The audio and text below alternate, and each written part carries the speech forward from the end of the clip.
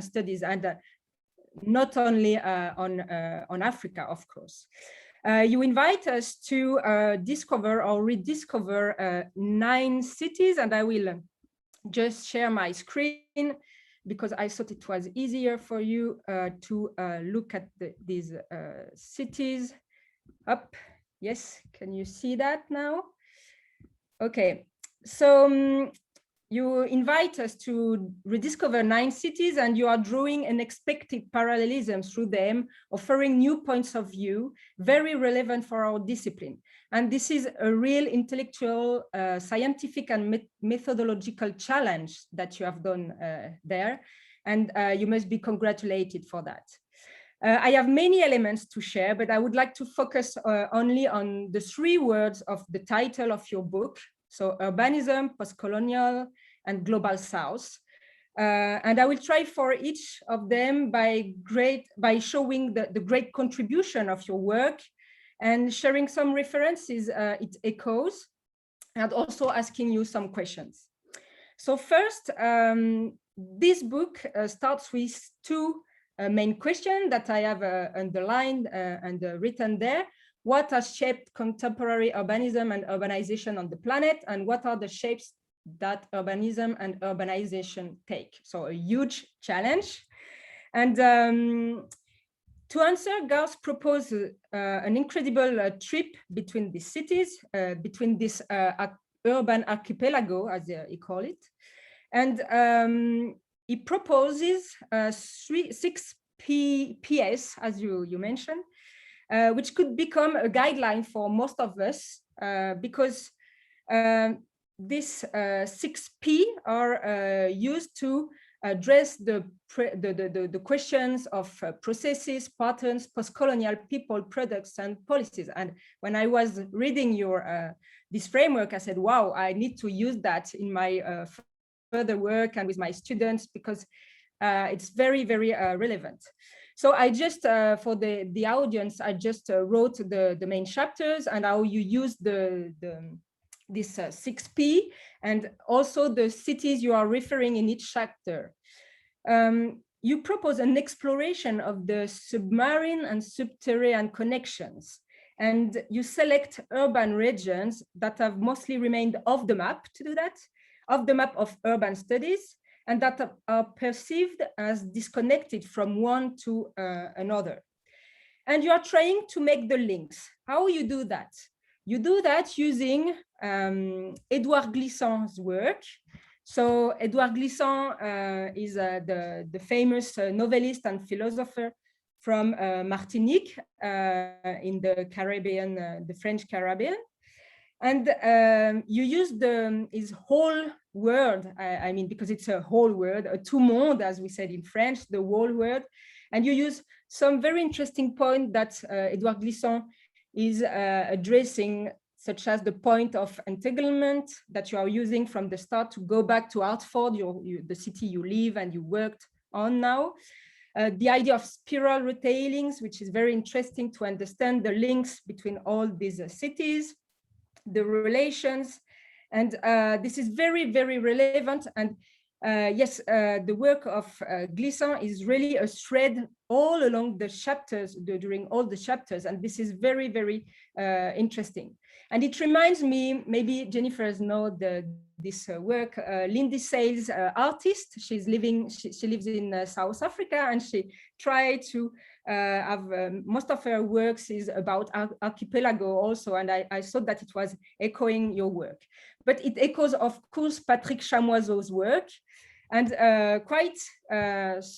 it's quite surprising because you mentioned Chamoiseau once in your work, and Chamoiseau is really used and very often used by urbanists and urban planners and geographers in the French-speaking world, and especially his book called Texaco, which is the story of slums in Fort-de-France in Martinique, where you've got the urban planner, like God is arriving just to raise and to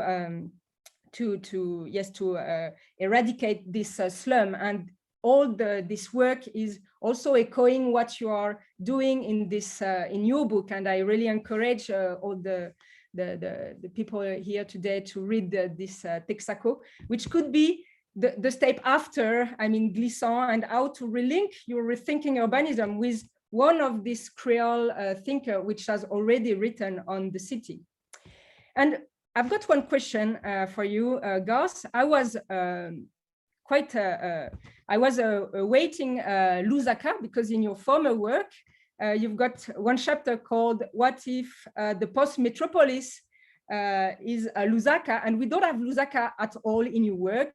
So I was wondering, what is the post-metropolis if Lusaka is not in your work in Rethinking Urbanism? So it was just a quick question like this for you. Another point I would like to go on is the question of postcolonialism. So the postcolonial question is one of the major and recurring word in your work.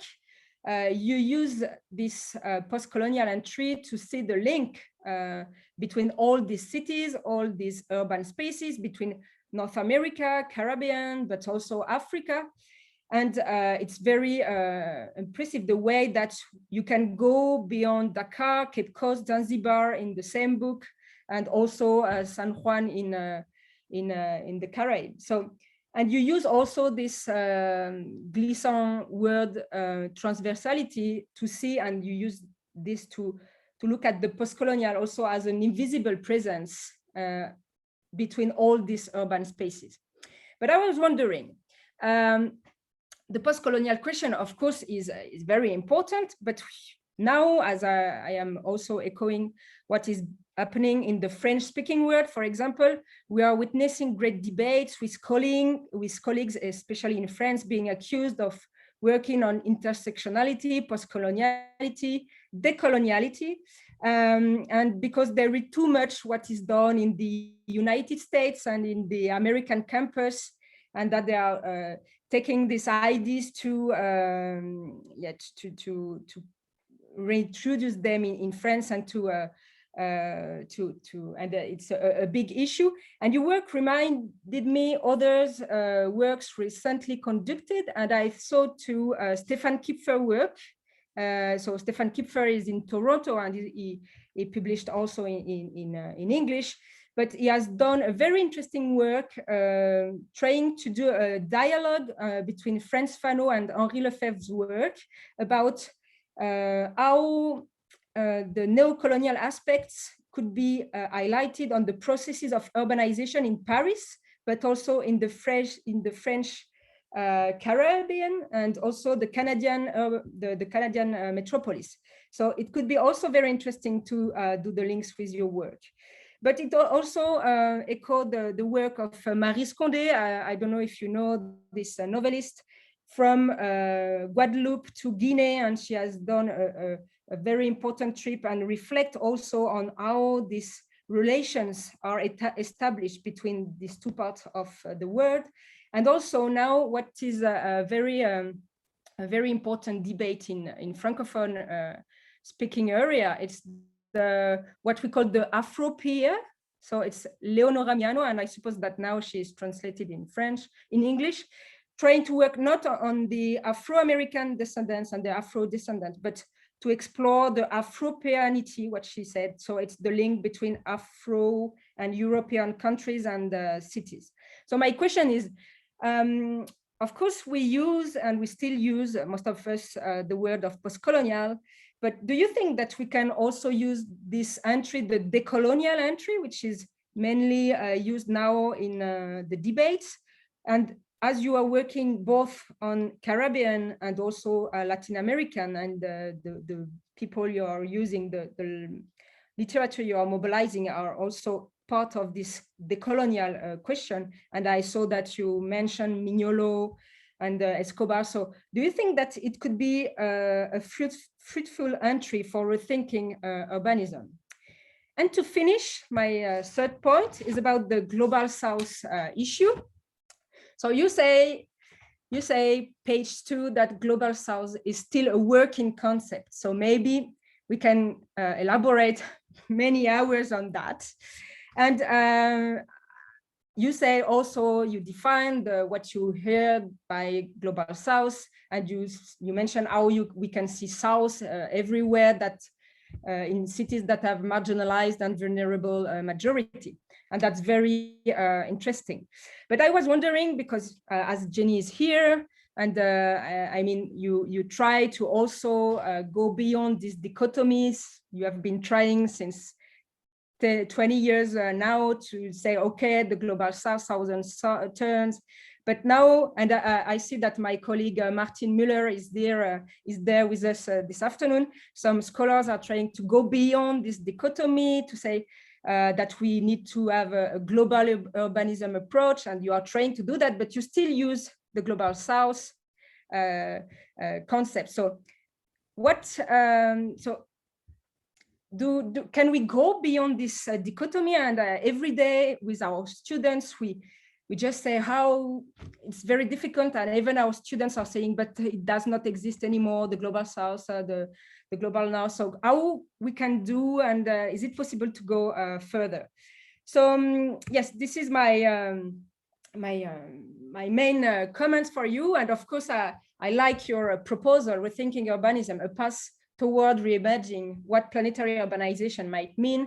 And I think that now the question is not where we should go, or maybe you can tell us, Garth, where we should go now. You are going in 9 cities and more, and even more, because if we know your work, so to rethink urbanism, where we should go, or which kind of universe we need to mobilize. And I mean the artists, and I show Romuald Dazume's work, just the page before, because you mentioned the force of people, and I think that he's a Yoruba man also, so it echoes what you mentioned. So, and maybe, yes, you said in the conclusion that the dialogue has begun, so I will just finish there, and I would like to engage the dialogue with our colleagues and with you today. Thank you very much for your admirable book.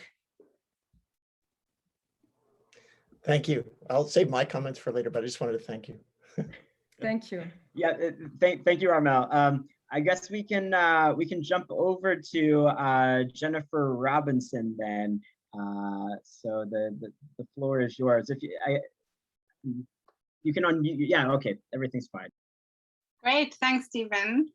Well, thank you for the invitation, and thank you, Garth, for the book. It's a very lovely, readable book with a lot of thought and care into its production. So it's a real pleasure to read. I encourage everybody to buy it and read it. It's a strange feeling to discuss Garth's work, because we've known each other since we were graduate students, and in some ways it's been a very long conversation. And as I was noting down some thoughts on his book, I was reminded of, I recently read Hannah Arendt's Life of the Mind, and she talks about Socrates, who says, well, he goes home, to the other fellow to debate ideas and question himself, and the other fellow is the other within, it's himself, he's talking to himself, but it has a kind of quality a little bit, talking to Garth about his book. I tend not to do that. So here, the 2 points that I want to make are interconnected, and it picks up well from Armelle's comments about the Global South. What is going on with the idea of the Global South in Garth's book, and what is the way forward with that? I think, like Armelle, I'm very aware we've had lots of skepticism. It's a very vague geopolitical category. We get it from some other place altogether. Why is it of analytical relevance to thinking about the urban? Is a question I think most of us have asked ourselves. But Garth sees this as really pivotal to the possibility of thinking urban studies again, and he describes it as rethinking the whole enterprise. But interestingly, when he says that, it's from below. Okay, so the Global South in the book is attached to a few other terms. And Armelle pointed to those as well. So critical, post-colonial, and indigenous go alongside the Global South. And in many ways, the Global South is a way to read experience of the urban from below and in an extended transversal way. So for example, he draws extensively on these literatures post-colonial, indigenous, Black urbanism. These are the resources for theorizing the context he looks at. And in that sense, it's an exemplary post-colonial initiative of knowledge production. So how he uses that is very conceptual. So Black urbanism is not just to explore the experiences of Black people in cities, although obviously that is really important, but following some of Malik Simone's contributions is to use Black experiences of the urban as an analytic for understanding the urban generally, the urbanism anywhere. So in a way, he draws on these repertoires that Southern experiences can be used to understand the experiences of the marginalized in any kind of place. And I love very much that he begins with his own town where he's living now of Hartford and writes a global history of Hartford, but also an indigenous history of that place. And it's really compelling. And I think compelling because it's so personal, not just that the links go to Zanzibar and the Caribbean peculiarly, but also about your own family's history there, Garth, I think. And it's like an accounting of your own location. I think that's very charming.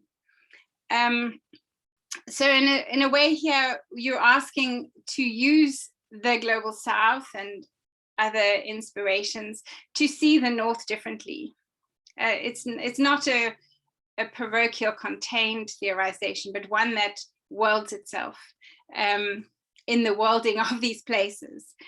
So I guess I would, at the end of that, you know, which are exemplary post-colonial studies and a real conceptual adventure, I do wonder about the contiguity of, say, Global South, indigenous, Black urban studies, you know, is a kind of slightly uncomfortable fit perhaps.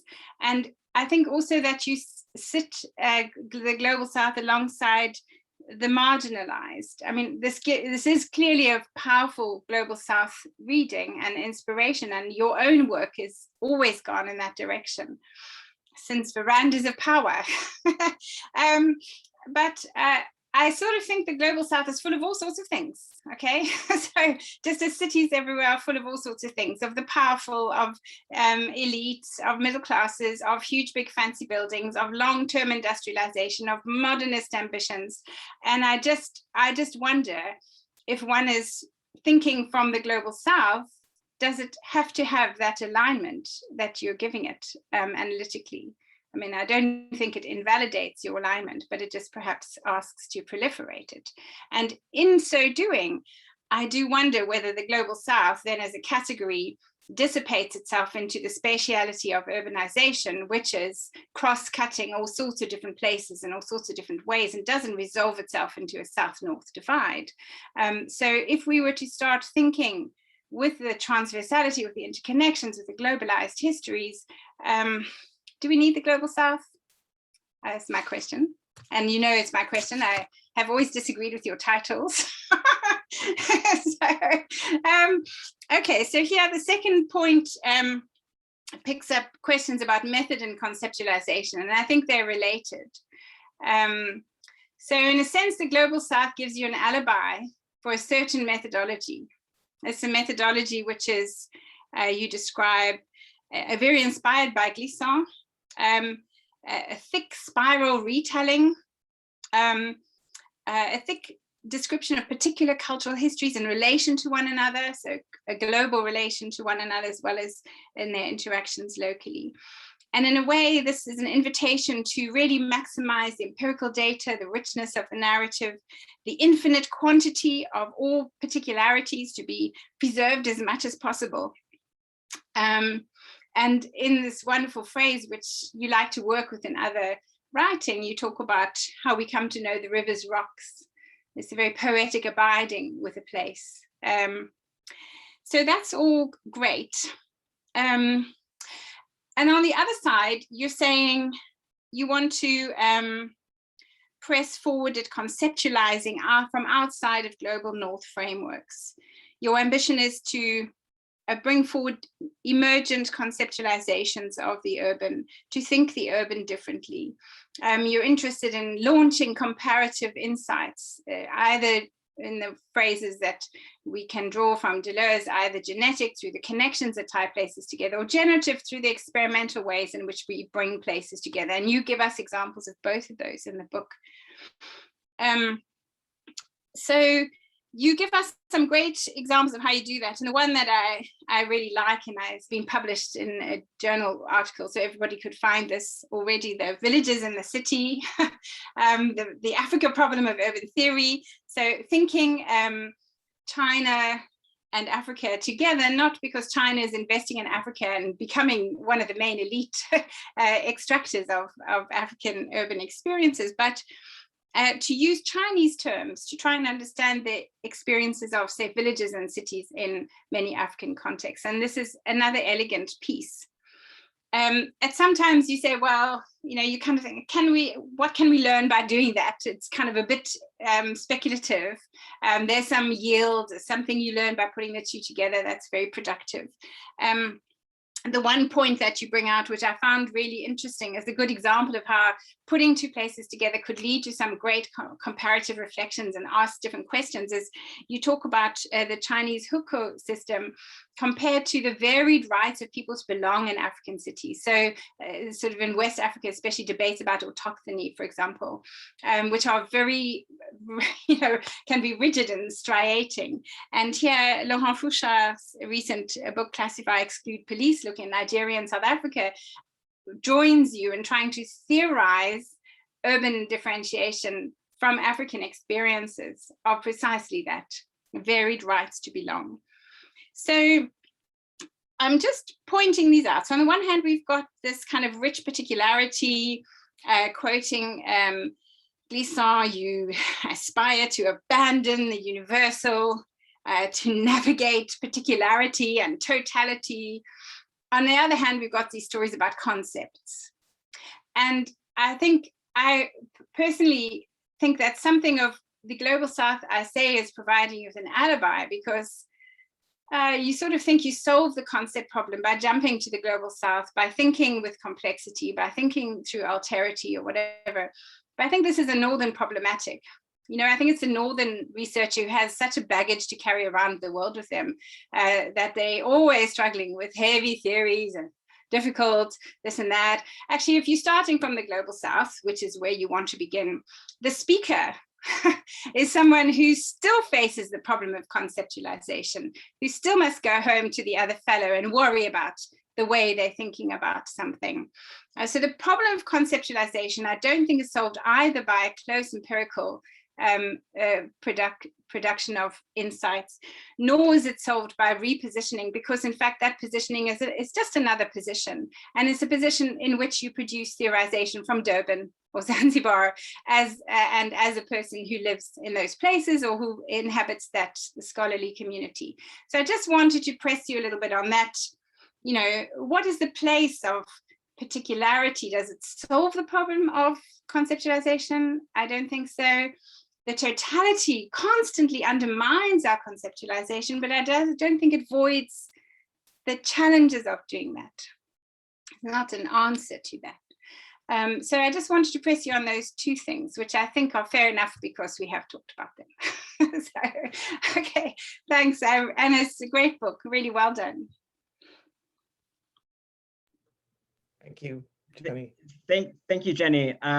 So Garth, I guess we'll kick it over to you, since the other two discussants haven't they're MIA as yet, and so but I think Armelle and Jenny gave you quite a lot to respond to. So yeah. So go ahead, Garth. Thank you, Steve, and Jennifer Hart and Kenny for putting this whole group together and for putting this discussion together. And thank you, Jenny and Armelle, for your very thoughtful, penetrating discussion points and questions for me. I'll probably jump around a little bit. I do have a few things to say at the beginning that kind of cover some of the questions that you both had. As Jenny said, she doesn't like my titles, and I always struggle with titles. And I think Verandas of Power, that was a done deal. And Disposable Cities actually came from my late father.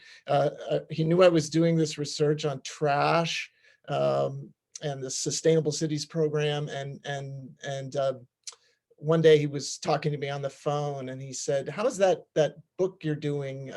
What's it? Disposable Cities?" I said, "Oh, that's perfect, Dad. Yes, that's the title." But these other books, I think, African Cities and Rethinking Urbanism, both have a long trajectory of titles. I tried to be more creative with them, and I maybe should stand up more to my publishers about book titles. But I think it's an important point because books get published in part because they can be sold. I once had a acquisitions editor tell me that she had the capacity to sign for 12 books a year for African studies, and 6 of them had to make money to compensate for the other 6. And so there are practical reasons why a book has a title like African Cities, because people think they know what it's about and think they can get it. And I think the Rethinking Urbanism started that way too, because I had in my original version of the book proposal, I think it was transversal cities. In a later version, it was archipelagic cities. And the publishers and the reviewers kind of said, "Come off it, what's that about?" You know? And so it was trying to find a title that would be accessible to a broader audience. At the same time, that brings up, and I'll get to those points in a few minutes, that brings up the challenges with the subtitle, because those 2 big words there, postcolonialism and global South, which both of you centered on, are you know, they're very problematic terms for me, and I discuss why in the beginning of the book. But again, they are also known entities, and when you have other ways of thinking about the world that haven't made their way into the pages of academic texts, or they're sort of on the margins, where they don't have journals dedicated to them, it becomes problematic to choose those as titles, like transversal as a word, kind of through my reviewers. So I'll come back to that. Another point I wanted to make is that one of the big challenges in writing this book was thinking through the empirical dimensions, because Jenny knows this quite well. I'm much more comfortable talking about theories and concepts when I have very tangible stories to tell about places. And I've obviously taken great inspiration. It's embarrassing because Malik is here, but obviously all along in my career from Malik Simone, because he's the master at taking these sort of empirical vignettes and making broad and profound theoretical points through the empirical discussions. Not that I can put myself in your category, Malik, but I was trying to see, you know, can I do the same sort of a book? Because all of my other books, it's a very clear discussion of a place connected to a theory in each chapter, and it moves around that way. And in this case, I had to think differently through that. And I threw around a number of other cities at various points. Armelle, one of which was of course Lusaka, and I gave up on including Lusaka for various reasons. One of which is that I just couldn't do the return journey there, and my last visit there was in 2013, and it just seemed like, how can I really speak to what's going on now? But also I had Tirana, Albania.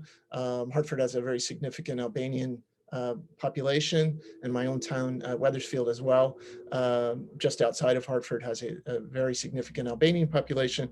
And I thought, well, this would be a way to deal with these inevitable questions about the global South and Eastern Europe, and again, it was just unviable empirically to try to stretch this out. I wanted to get the book done, and it's a book that I came to Trinity College in 2011 with 2 book ideas, and I talked to Emily Watt, who's the acquisitions editor for this book, about them both, and in 2011, and she said, well, I think what you're talking about with this book about urban environments in Africa, you seem to know what you're talking about.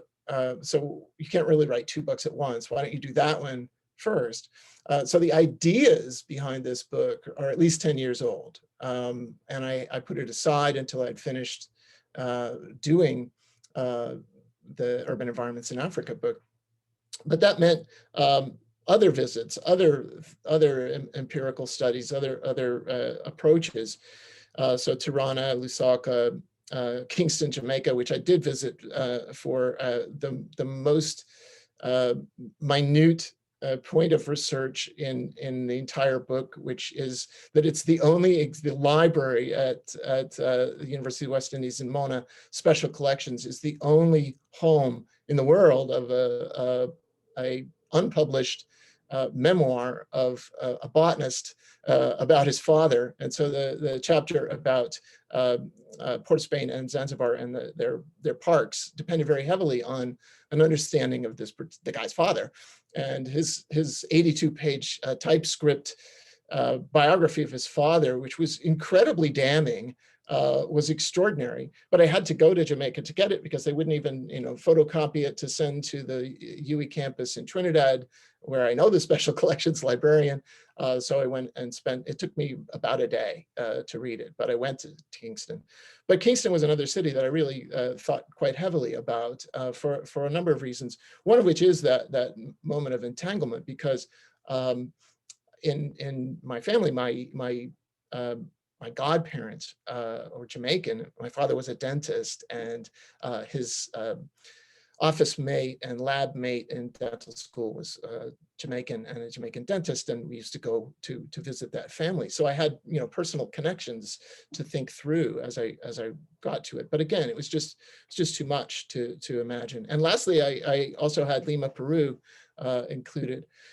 And part of why I left that out is I don't speak Spanish. And another part is obviously the breadth of these empirical examples. But the third part is that my reasoning for including Lima was first, of course, having a city in South America, but also because of Hartford. And then as I thought about it, where you have this enormous Peruvian population now in Hartford, I thought, well, am I making this whole framework of cities based solely around Hartford, or am I making it around myself, or am I making it around the connections that exist that make it into an archipelago?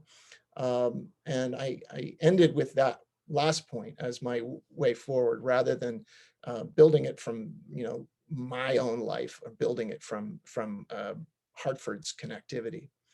The other thing that was difficult for me was in the sort of carving out those 6 Ps. And in fact, the processes, patterns, products, and policies part it's very easy. And I think that the chapters that are about products and policies, as it were, they're for readers of urban studies. I think they're much more straightforward. They're much more in realms that urban studies scholars and urban geographers understand and contribute to. Whereas the post-colonial and the people's chapters were, I think, very different for me and very different conceptually. Post-colonial because I was struggling with whether to use that term, am I just using it because it starts with P? It's really about plants, which also begins with P. So should I use that? Of course, that's pretty obscure. How are plants colonial? I don't know. I do talk quite a bit about that. but I was also reminded, as I was thinking of this, of Ed Soja's comments on that Lusaka chapter that Armelle mentioned, because of course he was my mentor, and when he read the first original draft of it, as he always did, you know, he had plenty to say and write back to me. But one of his comments was, "Why do you have 6 discourses? Just because I did? You know, you should have the discourses that exist in Lusaka. And what are they? And maybe it's 11, maybe it's 5." And so I thought about that. I mean, why did I stop with 6? And I think it, as a geographer, it comes back to, as I talk about in the book, connections to different subfields that I have engaged with in human geography, roughly speaking, political, cultural, historical, environmental, economic, etc. And that gave me a framework to work with. But before I get into responding to the specifics of your comments, I would say that this is, as a book, I make a point of saying it's an experiment. And I think it's, some of you will have this experience when you've published a book versus when you have an article. I often find myself wanting to kill the people who review my articles because their comments are seemingly out of left field, or they're about their project and I didn't do their project. Whereas with a book, I feel like I know it's flawed. I know it's flawed from the beginning to the end. And just because it gets published doesn't mean it's done.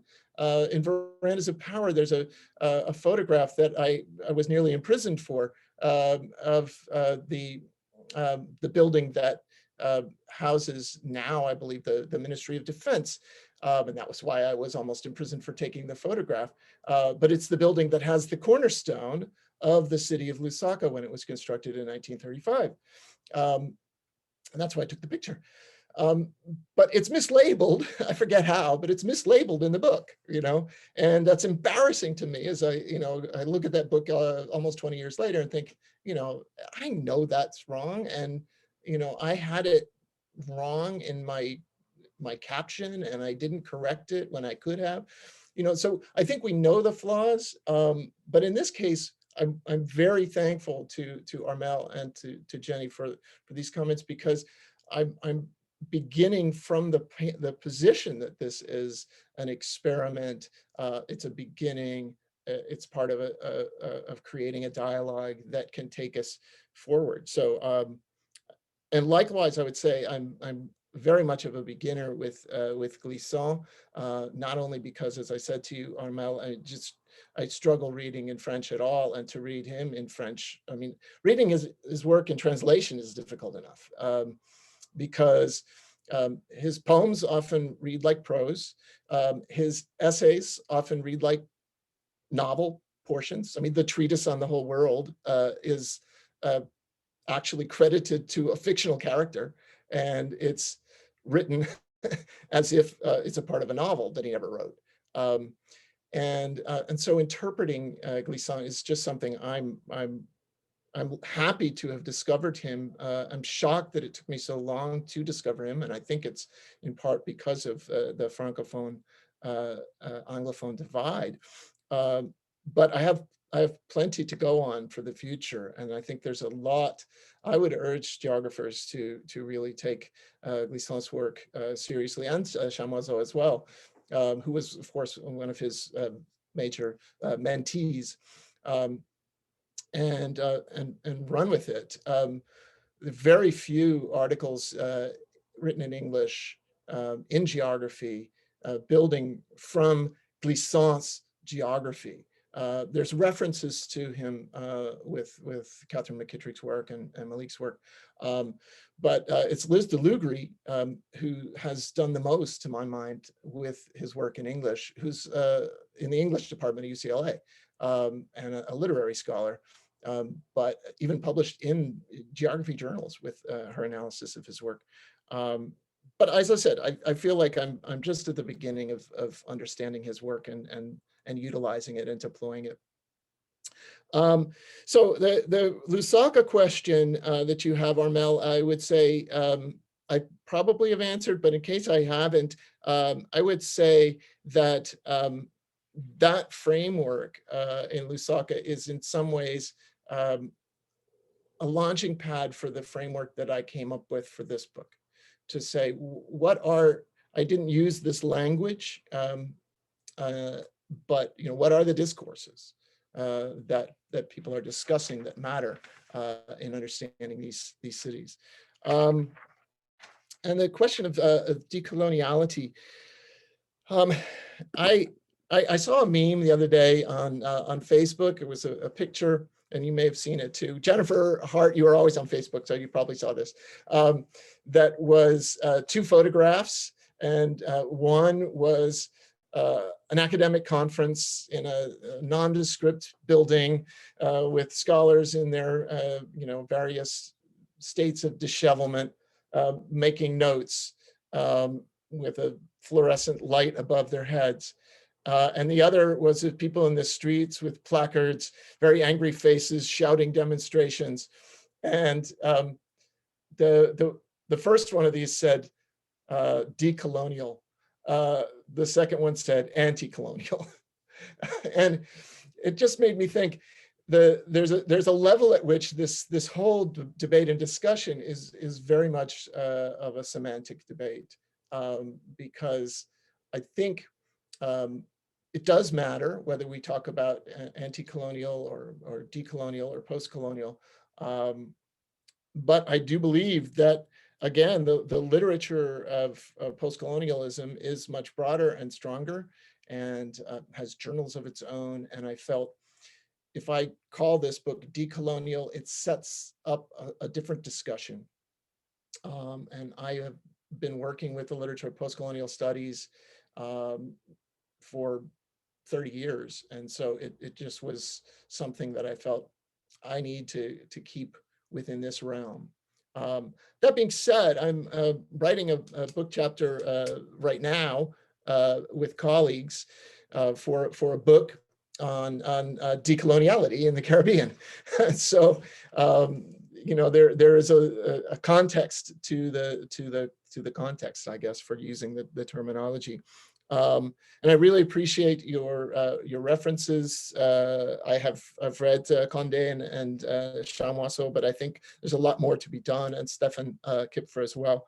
A lot more to be done, and building from their ideas, and particularly in the sort of connectivities between Francophone theoretical work and empirical work in Africa, because Glissant, as I point out, and Glissant was lifelong friends with Felix Guattari, and he borrowed freely from Deleuze and Guattari with his notion of horizon, and even the connections to the subterranean linkages in some ways indirectly ties to that.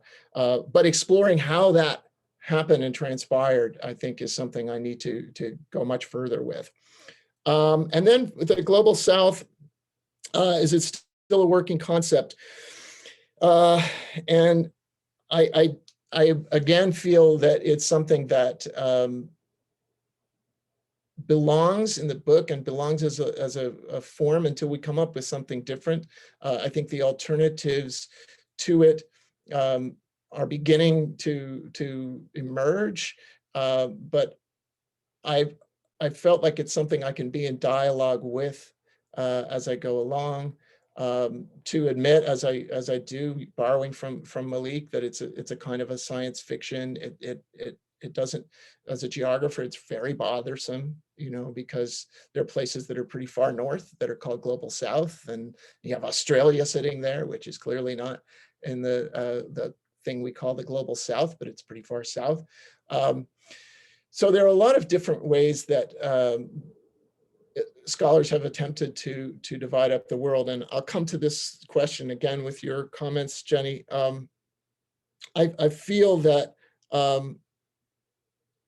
none of the ways in which scholars have worked to understand the whole world are satisfactory. if I had it to do for myself, I think I would have used the notion of the whole world from Glissant, because as I have begun to understand it more, it really is a language born out of post-colonialism, born out of the global South. But of course, Martinique is a complicated situation because it gave up being a colony, became a department of France, which he was an active opponent of. But each particular place has its own story that's very different. And so if we can think of the cities of the world that we study archipelagically, then I think we're dealing with a different way of conceptualizing from the South, but without using that old and outdated language. I was still convinced to utilize it in part from reading the book that Hunter and Robinson put together, Chocolate Cities, which is about cities in the US.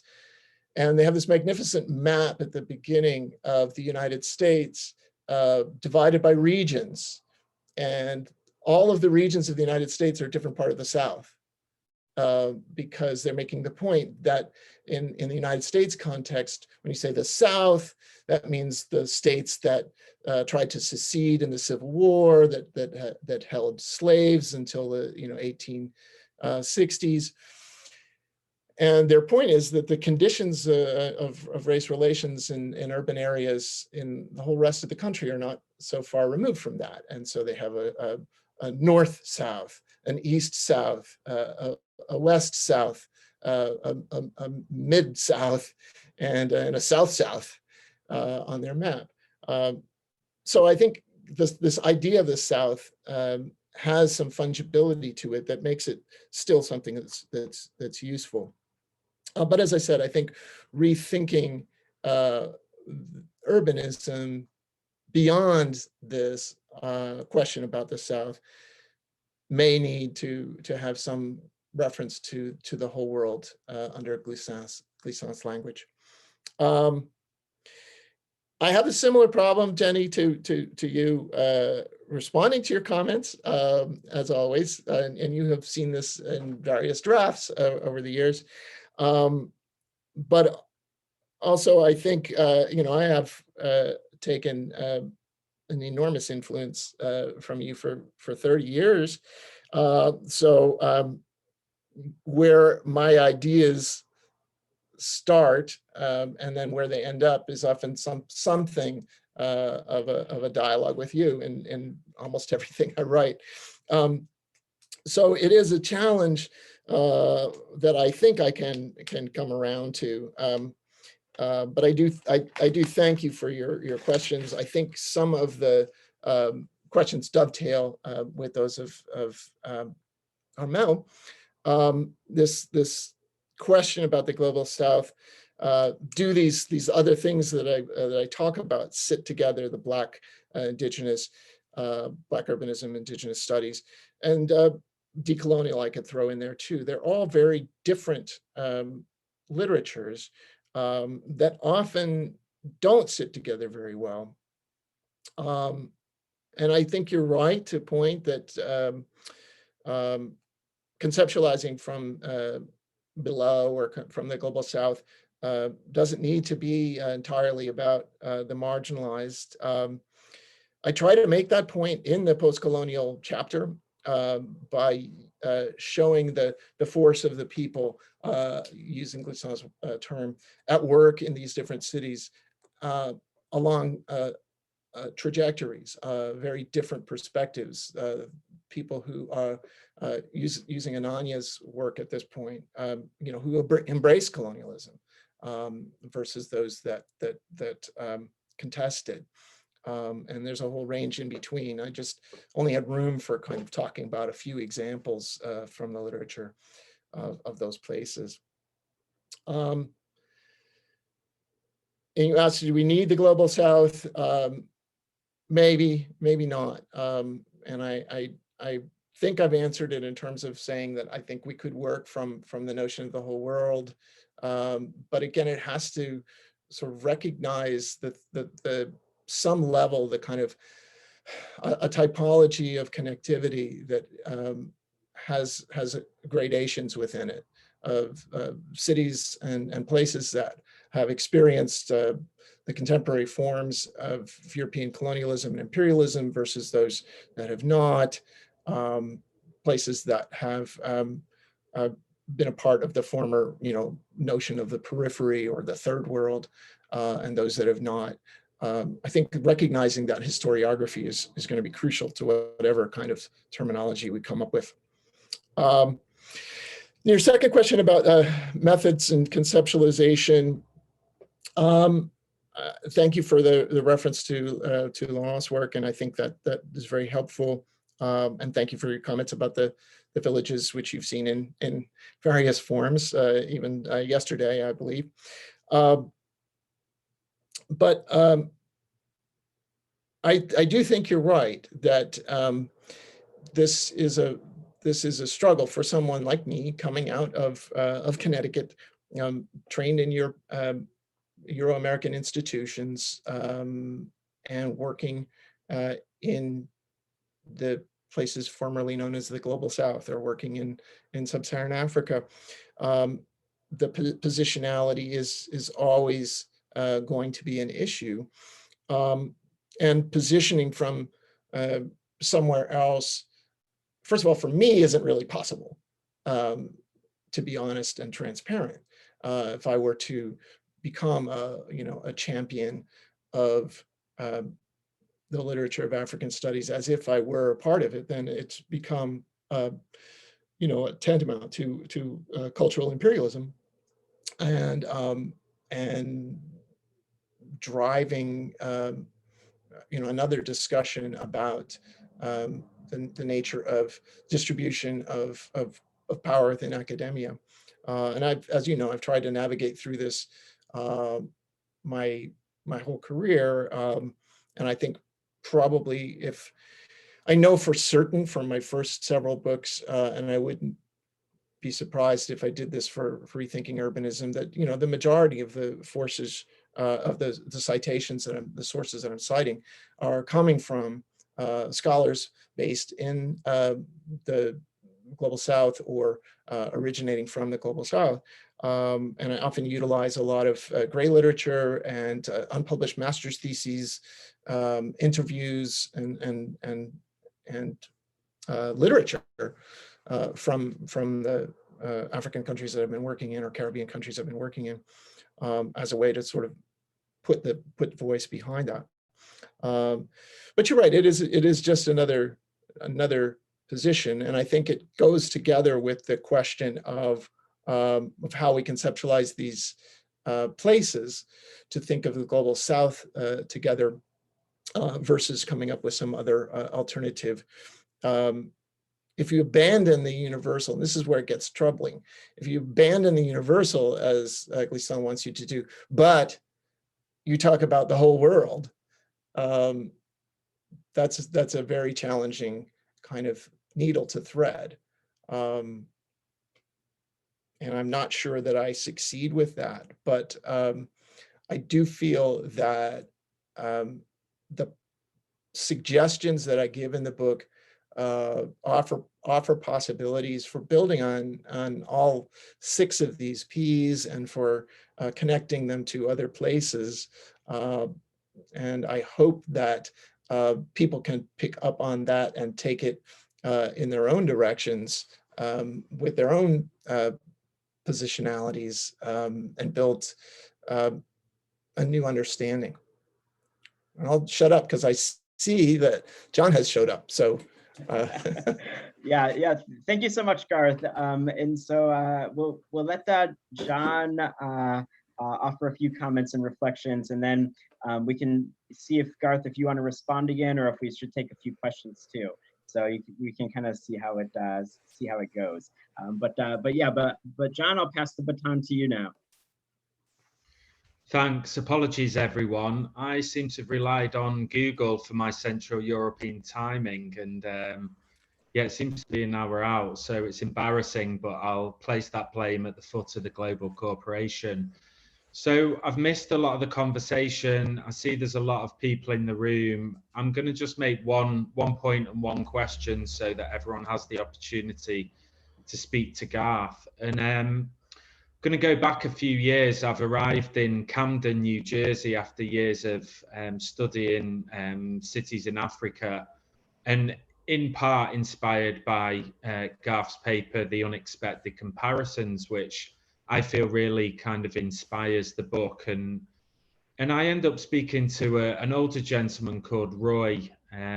He describes his life, long life of political struggle from civil rights onwards. And he's involved at this time in the environmental justice movement. I'm there to think about infrastructure and how Camden and its infrastructure can no longer be kind of classified as a contemporary Western global north city, because its sanitation and its water networks are pretty much not working. And there was a really interesting moment in this dialogue with Roy, in this conversation, where he's just really schooling me about everything. And he asked why I came to Camden, and I gave him a bit of background. I told him that I'd spent my time in Cape Town thinking across race and capitalism and how it shapes the infrastructural experience. And at that moment, Roy gave me a smile and said that he was involved in the anti-apartheid movement. And he just suddenly starts making these really detailed, brilliant comparisons, unprompted. He connected the dots. He talked through the conditions, the histories, the movements and politics in a really kind of forensic detail, and then concluded with a statement that was something like, a continent away, you've got the same system. And I thought it was a really brilliant moment. It was one that really kind of made me pleased that I followed through with Garth's paper and tried to put it into practice. And it's something that I returned to again and again as I read this latest book, Garth, how people on the street intimately know their cities and the way they're governed, but also how they're relationally constructed, how these shared logics and struggles, impositions, joys and interventions can really parallel and be made in different spaces and places. And I thought it was a really key argument sustaining rethinking urbanism. But what I'd like to ask you, Garth, and it does come out in the book, but I'd like to hear more. And if Google had allowed me to arrive at the same time, I could have elaborated on it with some points in the book. But really, you know, it's really clear how you learn or push forward your scholarly practice to make this book from the intellectuals, from Glisson and from others. And I was really interested to hear how your experiences of, for want of a better word, everyday people, organic intellectuals, people not involved in the bullshit of academia, but how their comparative imaginations in places like Zanzibar or Dakar really kind of helped you write this book and think again about it. So I'm so sorry to miss it. I hope this is an original question that you've not already encountered. And I'm going to give way for Garth's response and then let everyone else have a turn.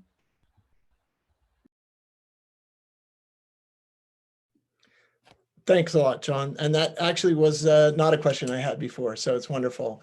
I really loved your vignette as well.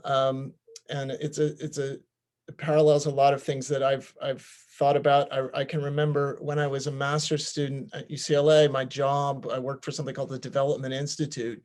And part of it was just the logistics of our visitors. And we had a visitor who was a fairly well-known archbishop in Kenya, and some of his fellow bishops. And they wanted to go to church, and they wanted to go to the Crystal Cathedral, which I think has now been abandoned, but it was this evangelical church in the Orange County in LA. And arranged for this to happen, and they had a van, and they went through South Central to get to this church. And the next Monday, I was talking to the Archbishop, and he leaned over and he said, "You know, you have your Mathare Valley too." And, you know, I was 21 years old at this point, but I had been to Kenya, had studied in Nairobi, and I knew Mathare Valley, and I thought, you know, that's right. That way of thinking has been something that's propelled me for 35 years to say, you know, these places that conventional wisdom and the popular press and some vestiges of academic understanding place in different realms and put apart, or to use Jenny's old phrase, you know, leave off the map, belong in the same conversation. And what happens if you turn a conversation around and build it from the Mathare valleys, if you will, to understand South Central.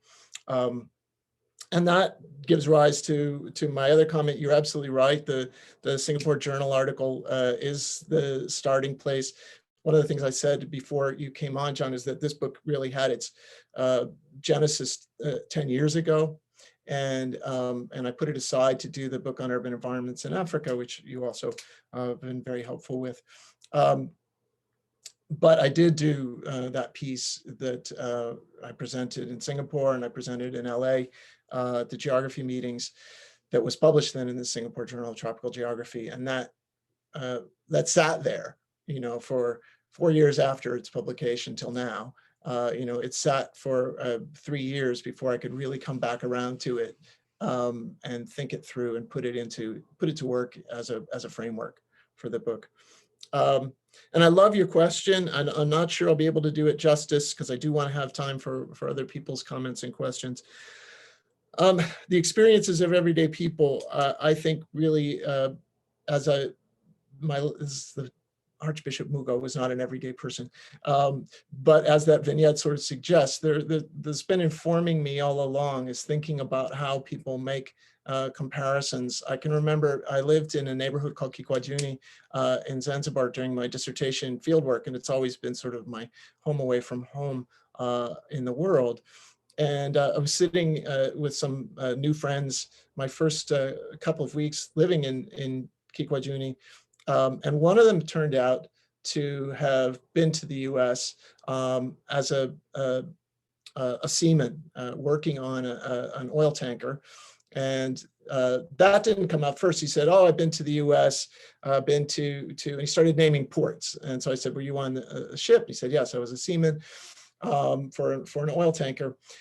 And then he said two things that I've stayed with ever since. One was to his friends, they sell guns in the store in America. And at that time in Zanzibar, no one was allowed to have a gun. Even the police had to check their guns out of the police post while they used them. And so, you know, it was an amazing point of recognition for myself. Wow, yeah, it's true. And the second point that he made was that he had gone into Kingston, Jamaica. And those of you who've been in the Caribbean know there is a chain of bars and restaurants in the former British Caribbean and in the US South, Deep South, called Zanzibar. And it's you know, a bar and grill, but it's called Zanzibar. And he was explaining this to his friends. And you know, he said, this is really funny that I went to this bar just so to tell them I'm from a place called Zanzibar. And I think that this sort of everyday understanding of my friends in that conversation in various forms has been with me all along as a part of informing why I do the work I do the way I do, and to think through what the cities that I've lived and worked in the United States look like from the perspectives of ordinary people in Lusaka or Dakar or Zanzibar. And I think I'll stop. Okay, thank you, Garth. Like there's I know one person has a question and one person's written something in the chat. So I'm not sure like the best way to do this. You have it's from Thomas. Thomas, if you want, you can unmute yourself and ask the question. Maybe that's like a little bit easier. And then Martin Muller has a question as well. He's also wondering how he can unmute himself. Martin. It should be ready to go. I think now they have the the possibility to do so. So I can unmute myself, but I think Thomas wanted to be, he was first, I think. Okay, Well, yeah, so we'll start with Thomas and then Martin, and then we'll go back to Garth. Okay, thank you very much. Actually, in Dakar, and that's why I wrote my question, because I'm not sure that my connection is so good, but I'm going to try to formulate it. So this question comes, first of all, thank you very much for this great panel. So I have a question about what I would name a tension rather than a contradiction. And it concerns the urgency of academics in the North, wherever they come from, to give back a full place to the urbanities of the South in urban theory. And actually, it seems that it is matched only by the very strong appetite of urban populations in the South for the models of urban modernity of the North. So what can be done with this tension and general theoretical level and in the perspective of rethinking urbanism in particular? Thank you very much. Thank you, Thomas. Martin, do you want to ask your question, and then we'll let Garth have a chance to respond? Absolutely, thanks. And sorry, I can't activate my camera, so you'll just have my voice and my picture to look at. Thank you very much, Garth, for that very ambitious book. And I've yet to read it, but I get a sense that I really need to do this very soon. I'm speaking as someone who has done research in the past 15 years in Russia, on cities in Russia. And as someone also has spoken to many researchers who have done research from cities from Prague to Istanbul, going all the way to Beijing and Seoul. And when you talk to them, there is a certain uneasiness about those terms, South and postcolonialism. So both kind of the denominator South and the theoretical approach of postcolonialism. Part of that is because they don't feel addressed or included by neither of those terms. And of course, if you look at the literature that theorizes cities from the South, it's clear that Eastern cities probably are not being addressed there. So I would have two suggestions, and I would be curious how you would relate to them. The first one arises a little from my work between French and English, because Armelle and we've been working on translating some key terms of global urbanism into French, including global urbanism itself, which is far from evident to translate, and we spent some time on this. And of course, the French uses the plural, as Jennifer Robinson also mentioned in the chat, les Suds, or les Est, for the Easts. Could that be a way forward of perhaps avoiding kind of uniform associations? That was the first question. The second one is, to what degree should we, because South has such strong territorial connotation, to what degree should we perhaps speak of the Souths and the Easts, to be more explicit also about all the cities somewhere between Prague and Beijing that are being left off the mental map that's associated with the South, but then also quite clearly introduce a temporary dimension and say, well, all of this only serves us towards a more global urbanism, and thinking with the South is just one step, and perhaps only a first step really, towards getting towards global urbanism and the world thinking, or the pensée tout monde that you spoke of. Thank you very much.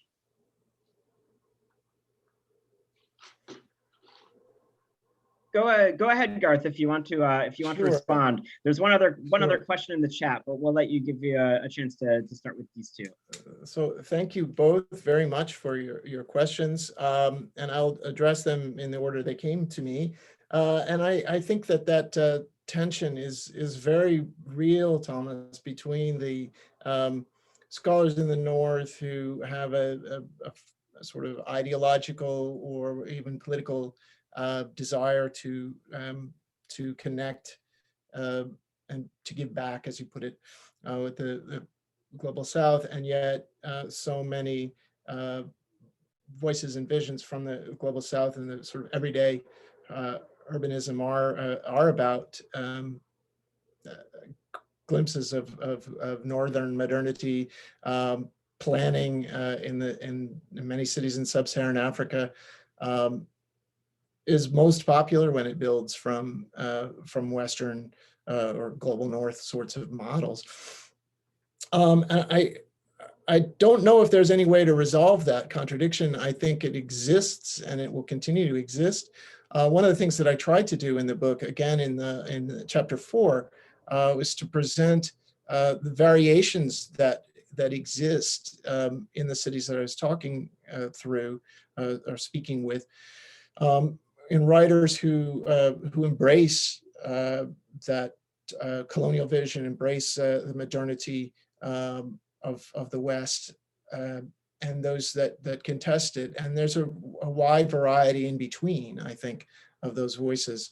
I think one of the ways that potentially is very productive for dealing with that contradiction has been with housing and this literature in Africa on middle-class urbanism, and work from Claire Mercer, Ben Page, and others that has dealt with, and Armelle dealt with these sort of ambitions for the type of houses that people want to build and often do build, which I've dealt with somewhat in my work in Lusaka. And I think you can bring out that contradiction, but I do think it's going to be there, and I don't see a way to really resolve it. And Martin, thank you for your question. I recognize that that unease that exists with not just scholars of Russia or Russians, but also many East European, Central Asian scholars and Central Asian cities. And I think that stripping it back to the French may be a helpful way to do it, to talk about the South and the East, if you will.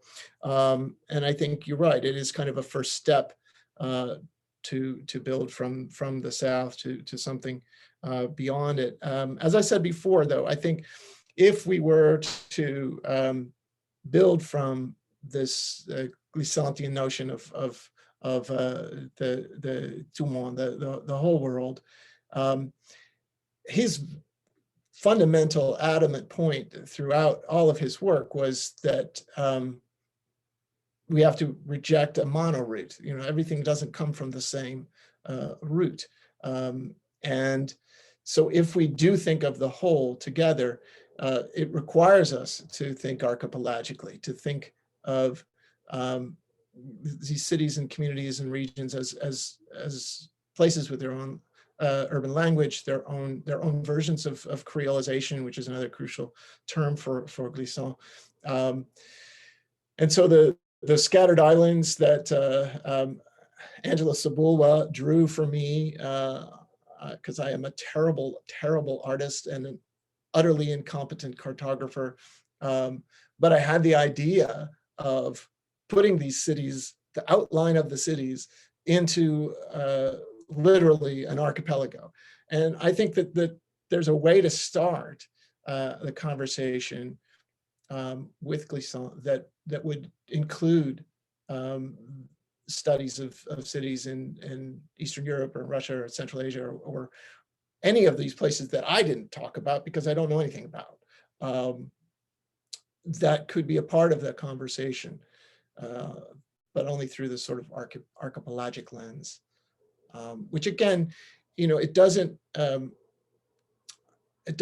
preclude any discussion about colonialism, decoloniality, Southness, because Glissant was, again, adamant that we have to be respectful of difference and seeing the ways in which these cities or these places, because he's not an urbanist, compare and find a different language for making those comparisons. So that could be the way. And again, I don't feel like I can do anything more than elaborate further on experimentation and think through what would be the next step. And I think that might be the next step. Thank you very much. Thanks, Garth. So we have one question in the chat from Alan Mabin. Alan, if you want to ask it yourself, you can unmute yourself. I think you could probably read. I'm just interested, you know, I would guess, I don't know, but most of the people who are participating today are more focused on cities in Africa, Asia, the Caribbean, less Latin America, actually, interestingly, I think. Perhaps I'm wrong. And we're the audience who either buy the book, or in the case of a fortunate person like myself, thanks to your generosity, Garth, receive the book, and may have read it, even as I have. And so we're one audience, but there's another audience, which is the large majority of people who get to publish in the leading journals and through the major presses, who remain basically the people who are focused on American, if I may call them that, misleading, wonderful phrase that it is, and Western and Central European places. I don't know whether your Bristol publishers have a strategy for getting the book read. One way to do it, of course, is having it reviewed by those whose focus is, in the US or in France or Switzerland or the UK or whatever. I don't know. So there's the question. What's your view? Surely you want people who focus elsewhere to read it, and what do you want them to take away from reading the book? It's a difficult area for me to think about, but it's something that I'm particularly interested in. So thanks for listening, and thanks for the book, number one, and all the presentations and the wonderful commentary that's been made by everyone concerned. Thank you very much, Alan. And I think that's a wonderful question. I have had the pleasure, and I'm sure some of you, I know Armelle is in a similar situation, have had the pleasure of having a book published during the global coronavirus pandemic, and good luck with the marketing. And so I'm triply gracious to our colleagues who put this together, because it is a way of saying that people could get out and read this book. You're absolutely right. I think a lot of the folks that are here, because that's what I'm more known for, are scholars of African studies. I do see folks who are studying, and I've heard from folks who are studying other parts of the world. So I think it's a possibility. I do want this to be read. This is my fifth book, and it's the first book, including then 2 other edited volumes. So my 7th book, and the first 6 were only about Africa. And so this is the first time that I've ventured to have any material at all from outside of sub-Saharan Africa. And as I said right at the beginning, I'm always uncomfortable talking about theories and concepts without the empirical narrative. My first degree, my bachelor's degrees in history, always been grounded in that sense of historical narrative and evidence for the story I'm telling. And so I found,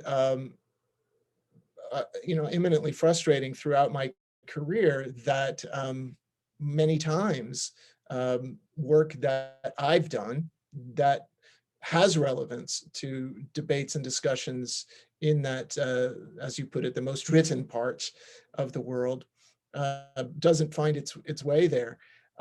There are remarkable exceptions to that, where I can think of people who I would never have suspected to ever have picked up and read Verandas of Power.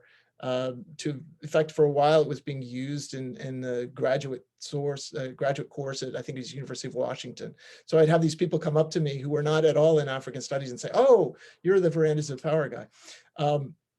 But it's very rare. And so this is a book that I think has the capacity to be a part of a conversation that is broader.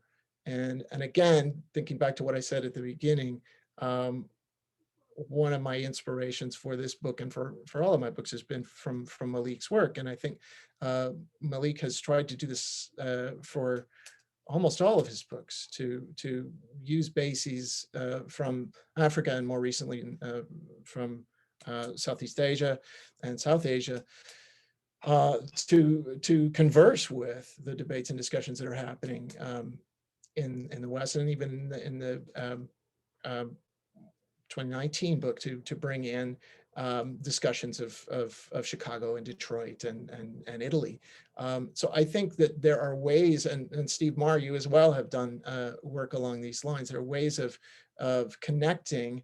But I do think I'm very sensitive to what you were saying, Alan. The marketing and the connectivity that has to be there to make people pay attention. That Singapore Journal article, I think when I presented that at the AEGIS in Los Angeles, that was the biggest room I've ever had to listen to my work. And that includes like being a double header keynote speaker with Malik in Uppsala a few years ago. And I had people coming up to me who had no idea who I was, saying that was great. And I think partly it was because it was about Hartford, which is a city in the US.